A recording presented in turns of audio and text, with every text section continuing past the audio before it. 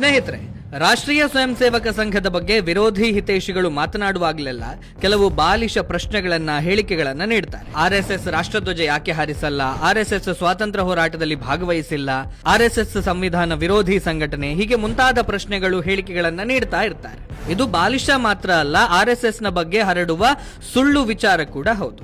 ನಾವಿಂದು ಇಂತಹ ಇವರಾಡುವ ಬಾಲಿಶ ಸುಳ್ಳು ಹೇಳಿಕೆಗಳನ್ನ, ಹಾಗೆಯೇ ಪ್ರಶ್ನೆಗಳನ್ನ ನಿಮ್ಮ ಮುಂದಿಟ್ಟು ಅದಕ್ಕೆ ಉತ್ತರಗಳನ್ನ ಕೊಡುವ ಪ್ರಯತ್ನವನ್ನ ಮಾಡ್ತೇವೆ. ಈ ವಿಡಿಯೋವನ್ನ ಕೊನೆಯ ತನಕ ನೋಡಿ.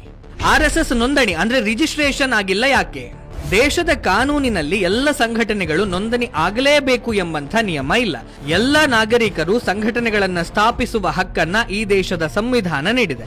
ಸರ್ಕಾರದಿಂದ ಅಥವಾ ಬೇರೆ ಸಂಘ ಸಂಸ್ಥೆಗಳು, ಕಂಪನಿಗಳಿಂದ ದೇಣಿಗೆ ಪಡೆಯುವಂತಿದ್ದರೆ ಮಾತ್ರ ಸಂಘಟನೆಗಳು ಭಾರತೀಯ ನೋಂದಣಿ ಕಾಯ್ದೆ ಅಥವಾ ಬೇರೆ ಯಾವುದೇ ಕಾಯ್ದೆಯ ಅಡಿಯಲ್ಲಿ ನೋಂದಣಿ ಆಗಬೇಕು. ಆರ್ಎಸ್ಎಸ್ ಸರ್ಕಾರದಿಂದ ಅಥವಾ ಬೇರೆ ಯಾವುದೇ ಸಂಘ ಸಂಸ್ಥೆಗಳಿಂದ ದೇಣಿಗೆಯನ್ನ ಸ್ವೀಕಾರ ಮಾಡೋದಿಲ್ಲ.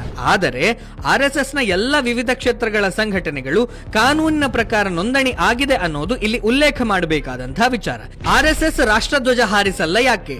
ಇದು ಕೂಡ ಬಾಲಿಶವಾದಂತ ಪ್ರಶ್ನೆಯೇ ಹೌದು. 1950ರ the emblems and names act ನ ಪ್ರಕಾರ ಖಾಸಗಿ ಸಂಸ್ಥೆಗಳಲ್ಲಿ ರಾಷ್ಟ್ರಧ್ವಜವನ್ನ ಹಾರಿಸಲು ನಿರ್ಬಂಧ ಇತ್ತು. ಇದೇ ಕಾರಣಕ್ಕಾಗಿ ಸಂಘ 50 ವರ್ಷಗಳ ಕಾಲ ರಾಷ್ಟ್ರಧ್ವಜವನ್ನ ಹಾರಾಟ ಮಾಡಿರಲಿಲ್ಲ. ಯಾವಾಗ ಖಾಸಗಿ ಸಂಸ್ಥೆಗಳಲ್ಲೂ ರಾಷ್ಟ್ರಧ್ವಜವನ್ನ ಹಾರಾಟ ಮಾಡುವುದಕ್ಕೆ ಅನುಮತಿ ಸಿಕ್ಕಿತ್ತು, ಆ ವರ್ಷವೇ ಅಂದರೆ 2002ರಲ್ಲಿ ಆರ್ಎಸ್ಎಸ್ ನ ಕಚೇರಿಗಳಲ್ಲಿ ರಾಷ್ಟ್ರೀಯ ದಿನಗಳಂದು ರಾಷ್ಟ್ರಧ್ವಜಾರೋಹಣ ಆಗುತ್ತಾ ಇದೆ ಮತ್ತು ಇದನ್ನ ಈಗಲೂ ಪಾಲಿಸಿಕೊಂಡು ಬರ್ತಾ ಇದ್ದಾರೆ. 2002ರಲ್ಲಿ ಬೆಂಗಳೂರಿನಲ್ಲಿ ನಡೆದಿದ್ದಂತಹ ಆರ್ಎಸ್ಎಸ್ ನ ಅತಿ ದೊಡ್ಡ ಕಾರ್ಯಕ್ರಮ ಸಮರಸತಾ ಸಂಗಮದಲ್ಲಿ ಗಣರಾಜ್ಯೋತ್ಸವ ದಿನದಂದು 120 ಅಡಿ ಎತ್ತರದ ಸ್ತಂಭದಲ್ಲಿ ರಾಷ್ಟ್ರಧ್ವಜವನ್ನ ಹಾರಾಟ ಕೂಡ ಮಾಡಲಾಗಿತ್ತು. ಆರ್ಎಸ್ಎಸ್ ಸ್ವಾತಂತ್ರ್ಯ ಹೋರಾಟದಲ್ಲಿ ಭಾಗವಹಿಸಿಲ್ಲ, ಬ್ರಿಟಿಷರ ಪರವಾಗಿದ್ದ ಸಂಘಟನೆಯಾಗಿತ್ತು. ಇದು ಅಪ್ಪಟ ಸುಳ್ಳು ಮತ್ತು ಬಾಲಿಶ ಹೇಳಿಕೆ. ಆರ್ಎಸ್ಎಸ್ ನ ಸ್ಥಾಪನೆ ಮಾಡಿದ ಡಾಕ್ಟರ್ ಕೇಶವ ಬಲಿರಾಮ್ ಪಂತ್ ಹೆಡಿಗೇವಾರ್ ಅವರೇ ಸ್ವಾತಂತ್ರ್ಯ ಹೋರಾಟಗಾರರಾಗಿದ್ರು. ಆಗಿನ ಕಾಂಗ್ರೆಸ್ ನಲ್ಲಿ ವಿವಿಧ ಜವಾಬ್ದಾರಿಗಳನ್ನು ಕೂಡ ಹೊಂದಿದ್ರು. ಕ್ರಾಂತಿಕಾರಿ ಸಂಘಟನೆಯಾದಂತಹ ಅನುಶೀಲನಾ ಸಮಿತಿಯಲ್ಲಿ ಸಕ್ರಿಯವಾಗಿ ಭಾಗವಹಿಸ್ತಾ ಇದ್ರು. 1931ರಲ್ಲಿ ಬ್ರಿಟಿಷ್ ಸರ್ಕಾರದ ವಿರುದ್ಧ ಜಂಗಲ್ ಸತ್ಯಾಗ್ರಹದಲ್ಲಿ ಭಾಗವಹಿಸಿ ಜೈಲುವಾಸವನ್ನು ಕೂಡ ಅನುಭವಿಸಿದ್ರು. ಸಂಘದ ಸ್ವಯಂ ಸೇವಕ ಹೇಮು ಕಲಾನಿಗೆ ಸ್ವಾತಂತ್ರ್ಯ ಹೋರಾಟದಲ್ಲಿ ಭಾಗವಹಿಸಿದ ಕಾರಣಕ್ಕೆ ಮರಣದಂಡನೆ ಶಿಕ್ಷೆಯಾಗಿತ್ತು. ಕ್ವಿಟ್ ಇಂಡಿಯಾ ಚಳುವಳಿಯ ಸಮಯದಲ್ಲಿ ಸಂಘದ ಯುವ ಸ್ವಯಂ ಸೇವಕ ಬಾಲಾಜಿ ರಾಯ್ಪುರ್ಕರ್ ಪೊಲೀಸರ ಗುಂಡಿಗೆ ಬಲಿಯಾಗಿದ್ದ. ಅರುಣಾ ಅಸಫ್ ಅಲಿ ಮೊದಲಾದ ಸ್ವಾತಂತ್ರ್ಯ ಹೋರಾಟಗಾರರಿಗೆ ಸಂಘದ ಸ್ವಯಂ ಸೇವಕರು ತಮ್ಮ ಮನೆಗಳಲ್ಲಿ ಉಳಿದುಕೊಳ್ಳಲು ಆಶ್ರಯವನ್ನ ಕೂಡ ನೀಡಿದರು. ಗಾಂಧಿ ಹತ್ಯೆಯಲ್ಲಿ ಆರ್ಎಸ್ಎಸ್ ಪಾತ್ರ ಇತ್ತು. ಇದೂ ಸುಳ್ಳು ಹೇಳಿಕೆ. ಗಾಂಧೀಜಿಯವರ ಹತ್ಯೆಯಲ್ಲಿ ಆರ್ಎಸ್ಎಸ್ ಪಾತ್ರವಿಲ್ಲ ಅಂತ ನ್ಯಾಯಾಲಯವೇ ಹೇಳಿದೆ. ಗಾಂಧೀಜಿ ಹತ್ಯೆಯಲ್ಲಿ ಆರ್ಎಸ್ಎಸ್ ನ ಪಾತ್ರ ಇದೆ ಅಂತ ಅಂದಿನ ನೆಹರು ಸರ್ಕಾರ ಸಂಘದ ಮೇಲೆ ನಿಷೇಧವನ್ನ ಹೇರಿತ್ತು. ಆದರೆ ಯಾವುದೇ ಸಾಕ್ಷ್ಯಾಧಾರಗಳು ಸಿಗದ ಕಾರಣ ಆ ನಿಷೇಧವನ್ನ ಬೇಷರತ್ತಾಗಿ ಕೇಂದ್ರ ಸರ್ಕಾರ ವಾಪಸ್ ಪಡೆದುಕೊಂಡಿತ್ತು. 1966ರಲ್ಲಿ ಗಾಂಧೀಜಿಯವರ ಹತ್ಯೆಯ ಷಡ್ಯಂತ್ರವನ್ನ ಭೇದಿಸಲು ರಚನೆಯಾಗಿದ್ದಂತಹ ಜೆಎಲ್ ಕಪೂರ್ ಆಯೋಗ ಕೂಡ ಗಾಂಧೀಜಿ ಹತ್ಯೆಯಲ್ಲಿ ಆರ್ಎಸ್ಎಸ್ ನ ಪಾತ್ರ ಇಲ್ಲ ಅಂತ ಹೇಳಿತ್ತು. ಆರ್ಎಸ್ಎಸ್ ಸಂಘಟನೆ ತನ್ನ ಚಟುವಟಿಕೆಗಳನ್ನ ಗುಪ್ತವಾಗಿ ನಡೆಸುತ್ತದೆ. ಹಾಗಾಗಿ ಆರ್ಎಸ್ಎಸ್ ಭೂಗತ ಸಂಘಟನೆ. ಆರ್ಎಸ್ಎಸ್ ನ ಮುಖ್ಯ ಚಟುವಟಿಕೆಯೇ ನಿತ್ಯ ಶಾಖೆ. ಈ ಶಾಖೆಗಳು ಮುಕ್ತ ಬಯಲಿನಲ್ಲಿ ನಡೆಯುವಂತಹ ಚಟುವಟಿಕೆ. ಇದನ್ನ ಯಾರು ಬೇಕಾದರೂ ಮುಕ್ತವಾಗಿ ನೋಡಬಹುದು, ಶಾಖೆಯಲ್ಲಿ ಭಾಗವಹಿಸಿ ಅಲ್ಲಿರುವ ಸ್ವಯಂ ಸೇವಕರ ಅನುಭವವನ್ನು ಕೂಡ ಪಡೆದುಕೊಳ್ಳಬಹುದು. ಆರ್ಎಸ್ಎಸ್ ನ ಯಾವ ಚಟುವಟಿಕೆಗಳು ಕೂಡ ಗುಪ್ತವಾಗಿ ನಡೆಯುವುದಿಲ್ಲ. ಆರ್ಎಸ್ಎಸ್ ನ ಅಖಿಲ ಭಾರತೀಯ ಬೈಠಕ್ಗಳಲ್ಲಿ ತೆಗೆದುಕೊಂಡಂತ ಮಹತ್ವದ ನಿರ್ಧಾರಗಳನ್ನ ಪತ್ರಿಕಾಗೋಷ್ಠಿಯ ಮೂಲಕ ದೇಶದ ಜನತೆಯ ಮುಂದೆ ಇಡುತ್ತಾರೆ. ಹಾಗಾಗಿ ಈ ಹೇಳಿಕೆ ಕೂಡ ಸತ್ಯಕ್ಕೆ ದೂರವಾದ ಬಾಲಿಶವಾದಂತ ಹೇಳಿಕೆ. ಆರ್ಎಸ್ಎಸ್ ಅನ್ನ ಅಂಬೇಡ್ಕರ್ ಅವರು ವಿರೋಧಿಸಿದ್ರು, ಹಾಗಾಗಿ ಇದು ದಲಿತ ವಿರೋಧಿ ಸಂಘಟನೆ. ಇದು ಅಪ್ಪಟ ಸುಳ್ಳು.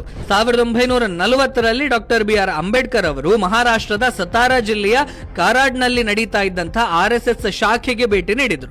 ಅಲ್ಲಿ ಜಾತಿ ಅಸಮಾನತೆಯನ್ನ ಸದ್ದಿಲ್ಲದೆ ಹೋಗಲಾಡಿಸ್ತಾ ಇರುವಂತಹ ಆರ್ಎಸ್ಎಸ್ ನ ಪ್ರಯತ್ನವನ್ನ ಕಂಡು ಶ್ಲಾಘಿಸಿದ್ರು. ಅದಕ್ಕಿಂತ ಮುಂಚೆ 1939ರಲ್ಲಿ ಪುಣೆಯಲ್ಲಿ ನಡೀತಾ ಇದ್ದಂತಹ ಸಂಘದ ಶಿಬಿರಕ್ಕೂ ಭೇಟಿ ನೀಡಿದ್ರು ಅಂತ ಅಂಬೇಡ್ಕರ್ ಅವರ ಪರಮಾಪ್ತರಾಗಿದ್ದಂತಹ ಬಾಳಾ ಸಾಹೇಬ್ ಸಾಳುಂಕೆ ಅವರು ಹೇಳಿದ್ದಾರೆ.